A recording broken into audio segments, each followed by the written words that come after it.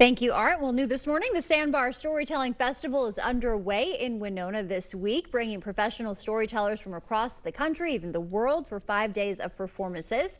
Taff Roberts, the founding artistic director, is here to tell us more about what's happening this week. Hello, Taff. Nice to see you again. Yes, good morning. Thank you so much for having me on the show. Yes, it's always lovely to see you. So for people who may not know, what is the Sandbar Storytelling Festival? Sandbar Storytelling Festival is a festival that started during COVID, and it was an event to try and bring people together to tell stories.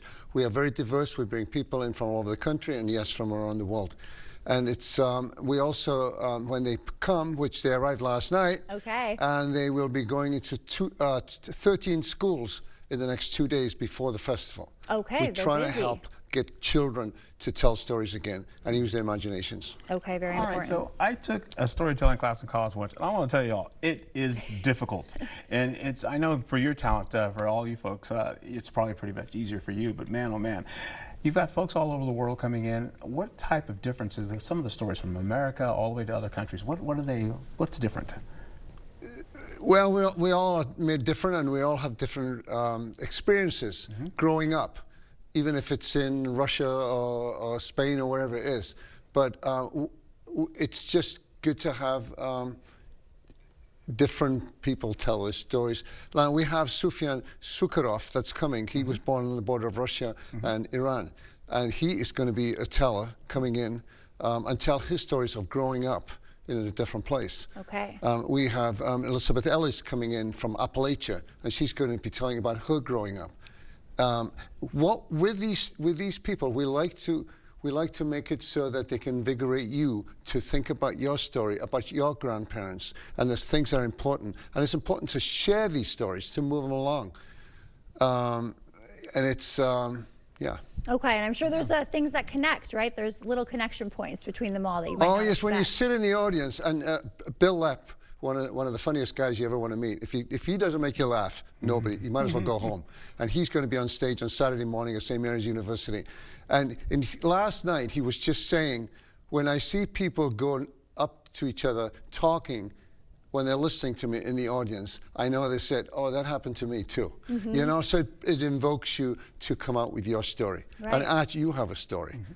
You do too. Right, of course, yeah, it's important to share. So things, there's a lot going on. There's a drumline event, there's some things, going on with some breweries. So what else should we expect? So tonight we have Josh Goforth from North Carolina, and he plays 21 instruments. Oh, wow. But the one he plays extremely well is the banjo. Okay. And he's going to be playing at 8 o'clock at the Two Fathoms Brewery tonight in downtown Winona. And he'll be telling stories also of playing the banjo and playing, talking about his growing up in Appalachia. And then tomorrow night, Don White from Massachusetts, he will be here, and he plays the guitar, and he's very funny. He tells you some funny stories. Storytelling, it's not stand-up comedy. A story has to have a beginning, a middle, and an end. So it's a little different. These people are trying to engage you. They make you laugh, and everything, and cry, and everything in between. Okay, and using some music too. It's kind of silly. In between, is there a break in between? There is a break. So mostly, like, for instance, I'll just finish a question. So on Saturday morning at the library, the public library, we have the Rev. Robert Jones from Detroit. And he plays the blues, and he talks about the blues. Okay. And then after that, we have the little drum people. That's when the drum line comes drum line. in? They are going to come in, and they'll be marching in front, playing their drums. We've shut the street off in front of the library, free. All these events are free. And then in the evening on Friday, there is a main concert, and all 7 tellers will be on the stage.